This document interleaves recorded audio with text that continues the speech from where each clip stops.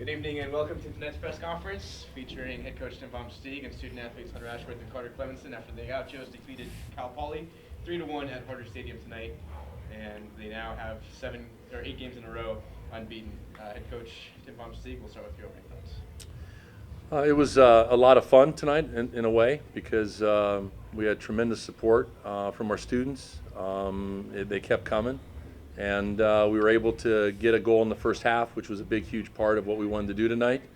It kind of leveled off a little bit in the second half, and then I thought Finn, the third goal was really important to kind of finish the game and not finish it like trying to hang on, but finish it on an offensive note, something we've also been talking about. So a lot of positives, and again, we had a little bit of uncertainty going into the game in terms of whether we'd have a couple more players joining us for the night. So, but in either case, we set up a game plan that was based on whether or not we had Hunter and Noah, and if we didn't, we would not change anything. And they happened to show up, which of course helped us. But in the end, anytime you beat Cal Poly, it's a great night. Anytime you have a bunch of people show up to watch you beat Cal Poly is even a better night. And we're excited. Again, I'm a little bit, I guess the great surprise for me when we started losing players was that we would go 7-2-2 in a non-conference schedule that was very difficult. And this, of course, is the last game before we start conference on Wednesday. So when you put it all in perspective, it's actually very remarkable what these players have done over the past, since we started the streak of not losing, given the games that we were playing against, and especially tonight. It's a different field, Tim, with Hunter and Noah back. Well, you know what happens when you add players that are seniors, that are experienced, Olympic athletes. When you add the Olympic athletes to your team, it feels different because you've added size, you've added athleticism. All of a sudden, all those bouncing balls that we always wondered what was going to happen to them, those all of a sudden kind of go away, and so you feel much more in control of the game. And again, credit to them. I mean, they worked really hard to get back to this game.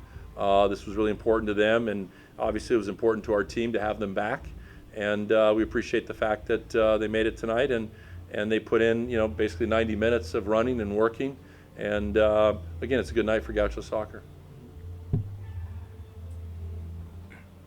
Yeah, Hunter, playing for New Zealand yesterday, you and Noah, just in the Solomons, just hours ago. Can you walk us through everything that was involved, leaving there and getting to Isla? Yeah, so we were actually in Fiji. We were playing against the Solomons. That happened, 24 hours ago. Played in the final of the Olympic qualifying out there. We won 5-0, so it was a tremendous victory for us as a country. Played 90 in that, got straight on a, 20-hour journey, and put in the GPS. It said I'd get here at 5:23. We had to report from LAX at 5:30, so there you go. Just put the boots on and won again. Yeah, pretty simple. Hunter, did this almost feel like 2 finals in a row after playing yesterday, and then this is just such a big game for Cal Poly? Yeah. And obviously different agenda here for UCSB. Definitely, yeah. No, I mean, even in the professional environment, it's rare to get an atmosphere like that out there. This is the only place in college soccer you get that. So knowing that I was getting on a long flight to come play in front of that, I think I had the energy, and just once the adrenaline hits, the kickoff goes, you kind of forget about it. So, no, great night, like Tim said, for Gaucho soccer. Super pleased to be back, and what the guys have done without us here, it just shows that how deep our team is. Obviously, tactically set up very well, and they did just very well while we were gone. So very pleased for everyone, and we got good stuff going right now. And Coach, before we get to Carter, talk about the goal that Carter scored and the own goal. It was because Carter was, being a big-time problem for their center back, and I just thought Carter had a great match tonight. Talk about his goal, and really, you could credit him with the second goal, too. Yeah, I mean, the disappointment, I think, if you were to look at Muntari really got going in the first half for about a sequence of 15 minutes, and then we had Noah serving balls. We had not lifted any of the balls, though. All the balls, we'd put a big emphasis on crossing and serving and getting the wide areas. We knew they would be compact, so we worked really hard on trying to get balls wide and service. It's just that all of our services were on the ground.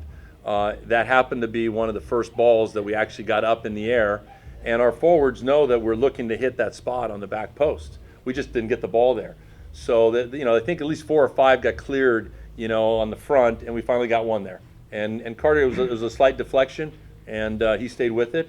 And it's the same thing on that ball that we scored. Again, we knew the key tonight would be our ability to get the ball into wide areas and get service in the box and runners going through. And I thought I thought we stayed with that fairly well.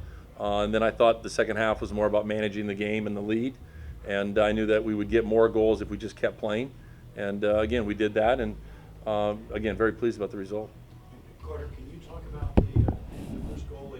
When Rodney's breaking in, Rodney can shoot at any angle. So, but did you know that he was going to cross it to you? Was there the communication, the eyes looking at each other there, knowing that if I get to the back post, Rodney's going to try to find me? I mean, when I see Rodney running one-on-one out wide, Tim told me just to always be ready for a ball to come across the 6, and luckily I was on the back post and just was able to get a good head on it and then went in. And talk about the own goal, because you're right in the mix of all that, and if that center back doesn't, put it in the back of his own net, you probably have some sort of shot there. Talk about that. Yeah, I just tried to make the run near post to clear it out, or maybe even tap it in, and he beat me to the spot, and I think he was trying to clear it out wide, but he hit it in the back of the net, so we'll take it. Carter, what's it been like in the last couple of weeks where you've picked up 2 goals in the last couple of games for UCSB, especially in this run? A lot more confidence for you this year? Yeah, it definitely feels great to get on the score sheet, and just the team this year, service has been great, and just happy to get in some goals, yeah. Hunter, are you guys tired? I mean, you're looking forward to the Cal Poly match. You've been away from these guys. You guys are very close as a team, but you're also human beings. Are you and Noah just flat out mentally and physically exhausted? Nah, we're good. We're ready to go. Simple, yeah. You can play again tomorrow? Play again tomorrow. Hand it over to him. Do you believe him, Tim? Well, what's funny is this one, I think Noah's pretty dead. And so we, of course, one plays center back, the other one's attacks wide. We always have a joke in our family about there's a reason why Carson went back to center back so we didn't have to run. So that there is a little bit of an advantage. And again, we were on the ball a lot tonight in terms of, controlling the play. So I think we did make it easier for ourselves. But look, the attitude, the approach, we talked about the fact that before this game that we were primed to hit a wall at some point here. I mean, look, most people don't realize we got back at 3:30 in the morning from Stockton, and I was trying to figure out why we've never gotten back at 3:30 in the morning before, and that's because whenever we play Davis in Sacramento, it's in the afternoon. So we basically finish out of Sacramento at 9:30, 10 at night. So we make our way back, and of course we know what's going to happen Tuesday night in San Diego. You get out of there at 10 o'clock, and that's at 2:30. So that's exhausting no matter what. And so I was concerned about, as much as these guys were tired, that group is a tired group. But our attacking players, I thought, gave us great energy, great running. Again, I thought Muntari's running was really critical for us, and that kind of turned us and got us going forward. And, Carter is again, we've said it over and over again, he is an incredibly good sub to bring into a game because, Will do a lot of banging and running, and then all of a sudden things really start to open up, especially the last 15, 20 minutes, and Carter gets himself into really good spots and knows what he wants to do when he gets it. You were looking inside runners all game. You were able to get 17 shots, 8 shots on goal. But also, in the last couple games, what's been the story is taking shots outside the box. Muntari's goal in San Diego, for Right. instance, and tonight as well. Has that been a part of the game plan as well? Well, here's the story. Last year, we did not score 1 goal outside of the 18-yard box, not one, which is kind of unheard of when you think of playing 19 games and not having one player actually shoot something that's 19 yards.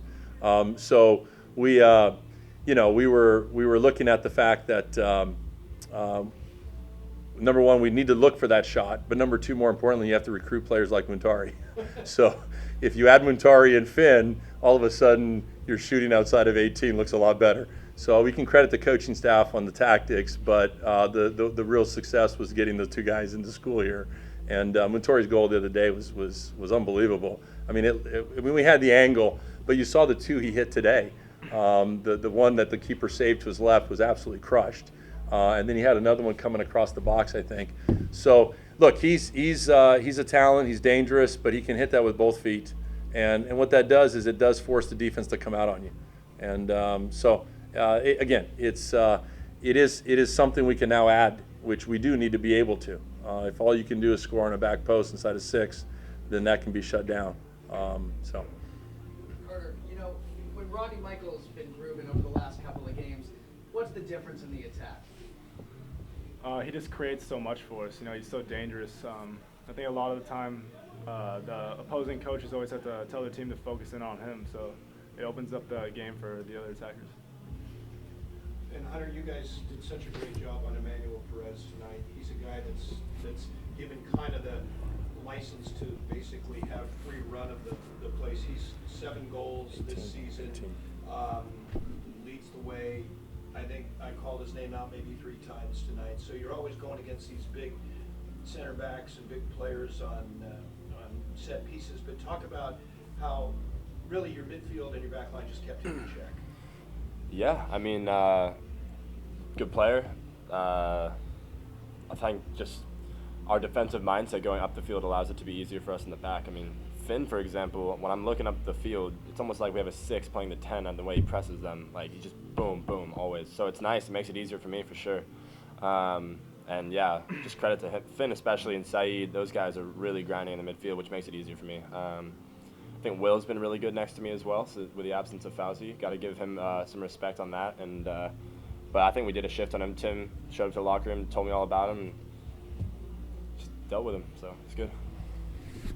The thing you're most proud about, Tim, and then I'll up you down. What are you most proud about, Tim? No, listen, I'm happy that our team came in focused again. I think it's about 7-8 games. I feel like, as I said, we built momentum. There's belief in the locker room that somehow, one way or another, we're going to win this game. And so it's been a nice run for us. And to do it in front of a bunch of people tonight is always special. Again, as we just mentioned, you come to UCSB to play in a game like tonight. And it's what we recruit to. So when you get the team out there and they play well, they score goals for your team, everyone goes home happy. That's all you can really ask for as a coach tonight. And as I said, it's been a grind over the past 2 to 3 weeks, and we kept finding ways to get things done. And again, the key tonight was the first half goal, was to get out in front of them tonight, and that actually changed. I thought the whole game when we got that first goal.